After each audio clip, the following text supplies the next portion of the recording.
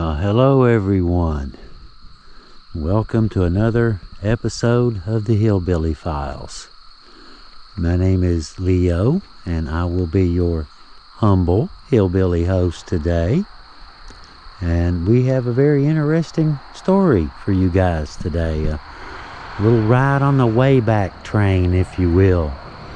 I am out today. Today I'm in Jenkins, Kentucky, in Letcher County. Well known for a lot of early history and endless crazy stories. But today we're doing something a bit more on the wholesome side, we'll say. We're looking for and hopefully exploring the resting place of an early pioneer family. Where I'm at is called Payne Gap, and it's, you know how you go through a little shortcut to get from point A to point B, and it's a little gap between two mountains, real steep, you know, a location that was the starting point for a pretty interesting historical character.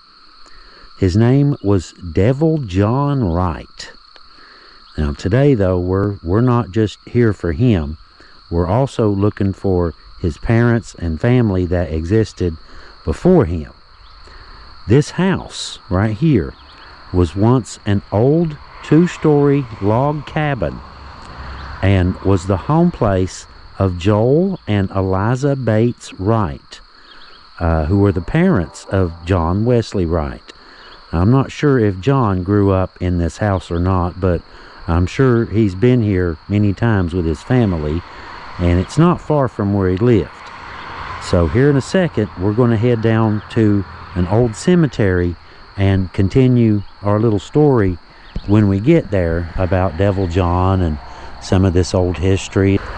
But I just thought that was really cool that this house, I mean, it looks like it's really, really old, and it's been probably redone several times, I would imagine. But just a pretty place, and you've got the road right there. That's Payne Gap that I was telling you about. Passes right by the house. But just look how very, very, very woodsy this place is, even today. Now you would think that a man that has the name Devil John Wright, you'd think he'd get that name for a particular reason. And in most instances, you would be right, and you would probably have those reasons right as well. But not this time. Not this time. This one is different. And you will see when we get right down here to the graveyard and see if we can't find the graves that we're looking for and tell you the rest of this story. I'm actually camping not far from here, a little place called Fish Pond Lake, and came all the way out here to tell you guys this story about this man, and came up yesterday and camped out overnight, spent the night doing the story and exploring the cemetery and all that stuff today. Actually come out, find the locations and get them on video for you guys. You know, it takes what it takes, right? We try to, we're Hillbilly Files legends and locations. We like to take you to the places, not just, you know, sit at our desk and look up Google Street Images and tell you the stories that way. We prefer to actually do this stuff right.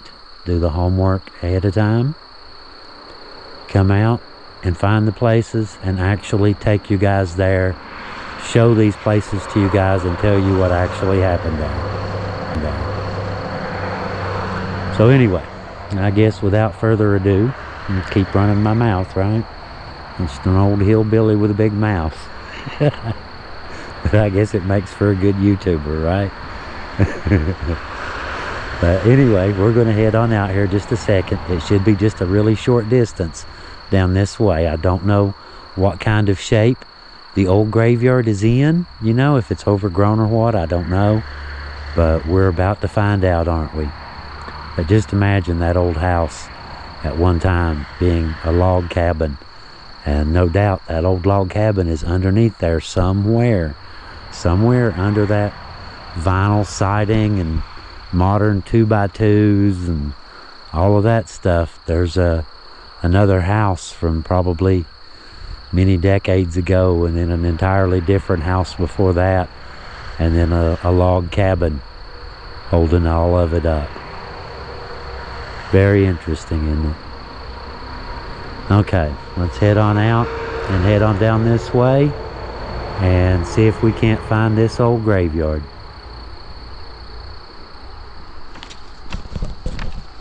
What a hole.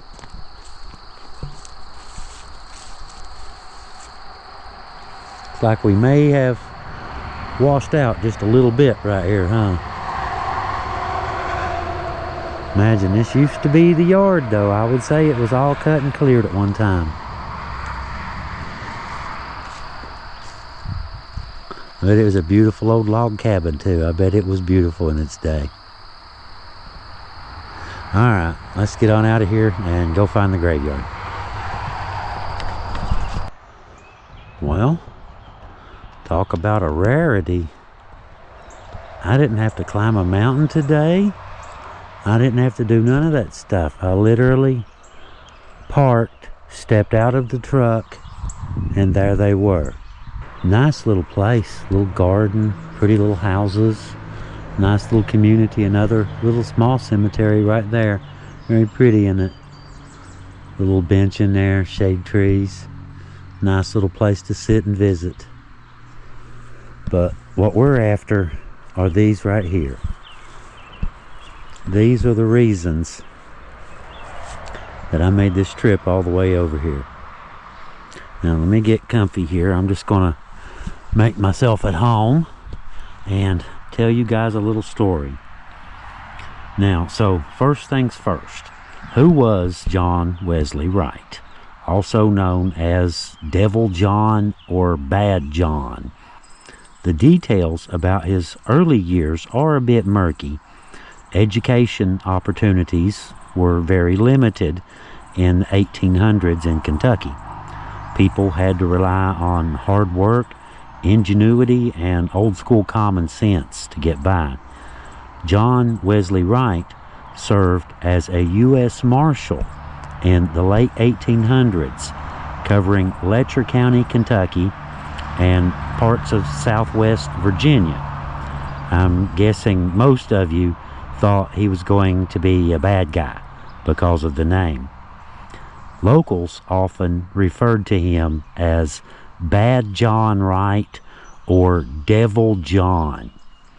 Now, those names were used affectionately by friends, but were very much spoken with caution by his foes. You see, when Bad John was on the hunt for outlaws, it was said to be like the devil himself was right behind them.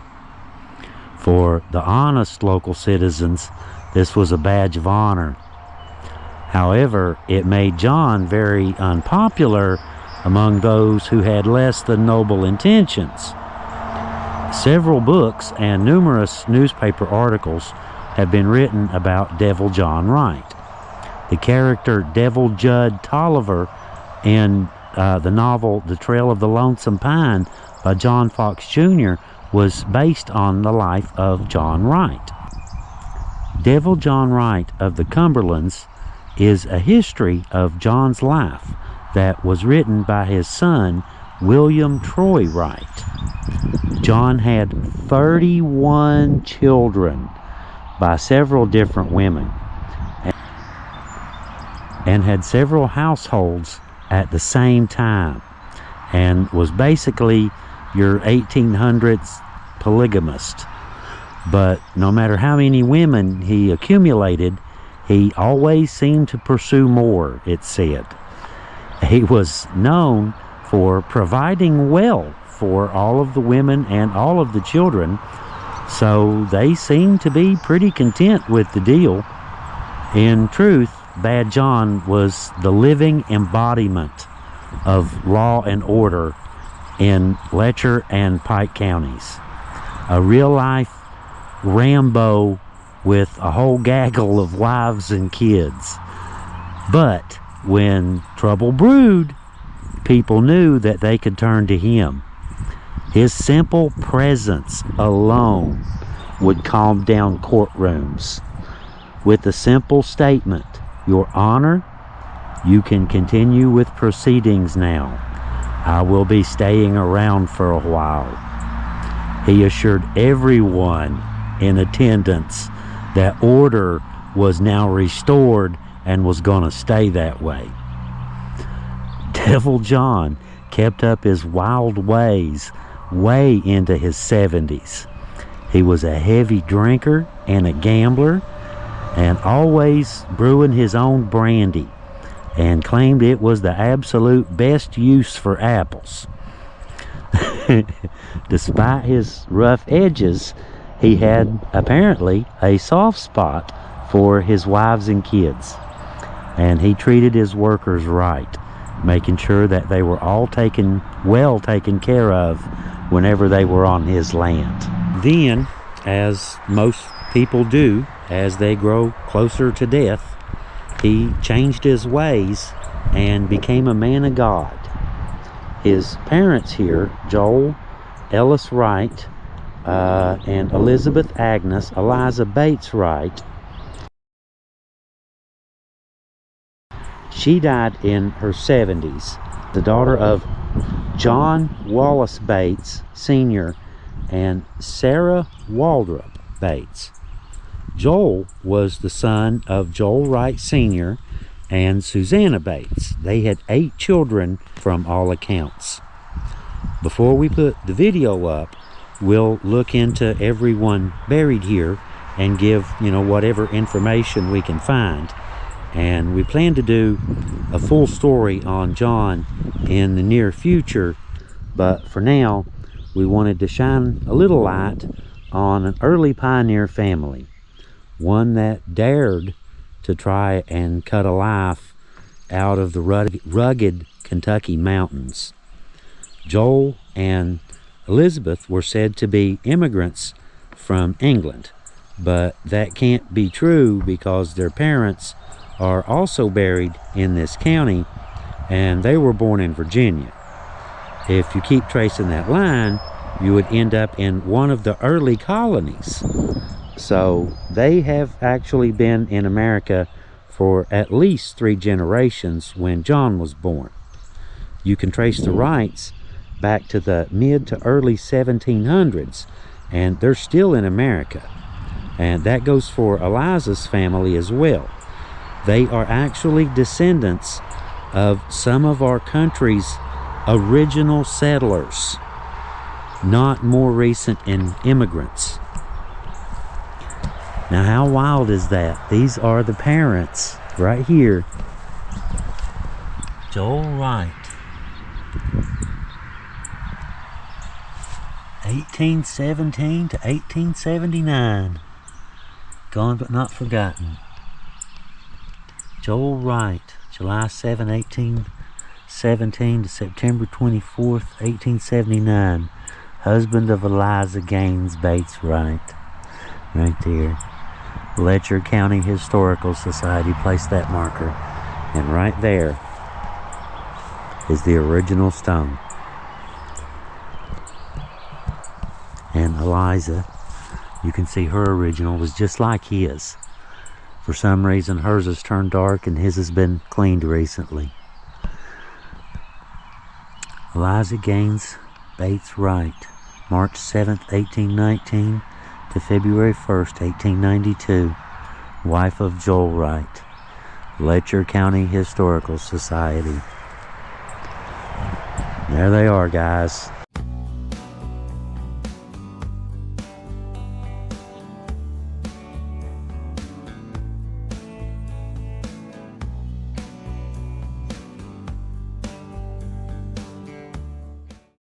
Back in a time when things were lawless, when civilization was different, when people were different, they were raised in a harder time. They were raised to be more aggressive, to be more get yours, that sort of thing.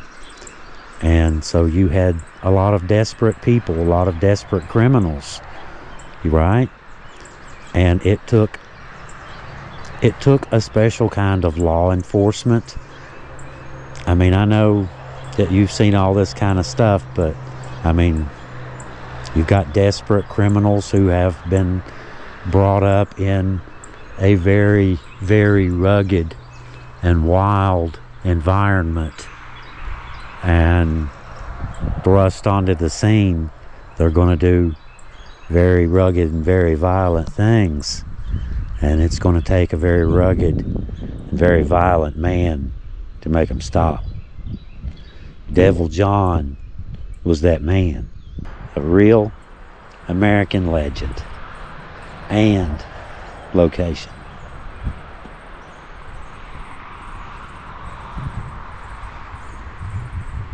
That is why we bring y'all out here.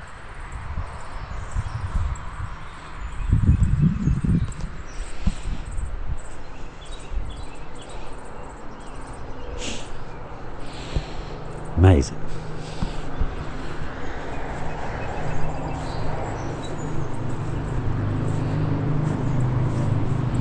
Now Heather, I can tell you right now, Heather's going to kill me if I don't look at the rest of these. If I don't at least document the rest of these. Okay, there's only a handful here, so I'll just document these. I'm sure some of these are historical as well, these markers. There's 1, 2, 3, 4, 5, 6, 7, 8, 9, 10, 11, 12, 13, 14, 15. Some of them probably go to the same grave, headstone, footstone, that sort of thing. Some of them are children. You know, they would do smaller graves when they did that. So realistically speaking, the ones with the stones are guesswork. The only way you would know would be to exhume the bodies and do DNA testing. Other than that, let them rest. That's all you can do. Now this one right here, right beside the gold, is Susan Venner's 1850 to 1912. This is a very old graveyard, isn't it? Okay, I'm guessing that is presumably the footstone for him, and she doesn't have one. And this would be the Venters. So presumably that grave is here. Footstone, headstone. Now here's one. This would just have to be just a headstone, no foot marker. Right behind it, look at this. Look at that. Confederate States of America. It's a Confederate grave. First Lieutenant, no less. Solomon H. Wright, Company D. 13th. I've heard a lot about the 13th Kentucky Cavalry. CSA. CSA, you'll see that on buckles and all sorts of things. Confederate States of America. 1841 to 1863. Solomon H. Wright, First Lieutenant. That is totally wild, isn't it? This really is an old historic graveyard. Okay, these are all stones. No names or anything, just markers. This one's Whitaker. Inside the fence. It's Mom and Dad. There's only the two in there. Ray Whitaker, 1938 to 2002, and Anita Whitaker, 1943, no death date. I know Heather would want those to document. And that is all of this graveyard, and officially all of our story today. So anyway, guys, thank y'all for coming along. Hope you enjoyed our little video. Some of the pretty scenery and all this kind of stuff. Hearing an old tale from many, many moons ago. We will see you guys. We will see you next time on the Hillbilly Files. Leo out.